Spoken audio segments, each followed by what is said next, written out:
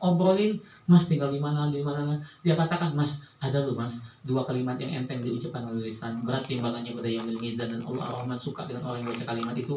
Kalimatnya subhanallah bihamdihi subhanallahil azim. Amalin ya, setiap dia ketemu dengan orang yang baru dia kenal, di masjid kah, di pasar kah, anaknya cerita, anak bujangnya cerita, bapak ini pun sudah sakit-sakitan. Dia sakit kemudian koma 3 hari. Anaknya cerita, setelah koma 3 hari, dia yang jaga karena dia lah yang paling yang bujang di antara kakak-kakaknya. Dia yang jaga bapaknya. Setelah 4 hari nggak sadar, tangannya gerak-gerak. Panik lah anak muda ini. Dia teriak, dokter, dokter, ayah saya dokter, ayah saya dokter, ayah saya dokter. Kemudian dokter masuk, dicek sama dokter. Tiba-tiba tangan bapak ini pegang. Ya dokter, ada 2 kalimat ya, yang enteng diucapkan oleh lisan, berat timbangannya pada yaumil mizan, dan Allah Ar-Rahman suka dengan orang yang baca kalimat ini. Kalimatnya dok, subhanallah wa bihamdihi subhanallahil azim. Dia meninggal dalam mengucapkan kalimat itu. Maka kita akan meninggal sebagaimana kebiasaan apa yang kita sebut. Apa yang biasa kita sebut.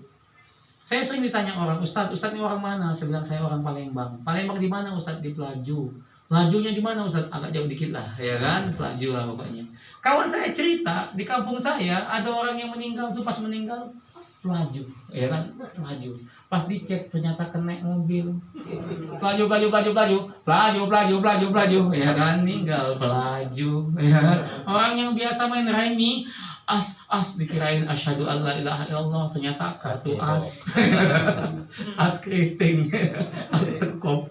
Maka kita akan meninggal bergantung dengan kebiasaan kita. Maka tadi pertanyaannya, bagaimana supaya kita husnul khotimah, baik-baik dalam hidup kita ini? Meninggalnya bergantung dengan kebiasaan apa yang kita lakukan, ya.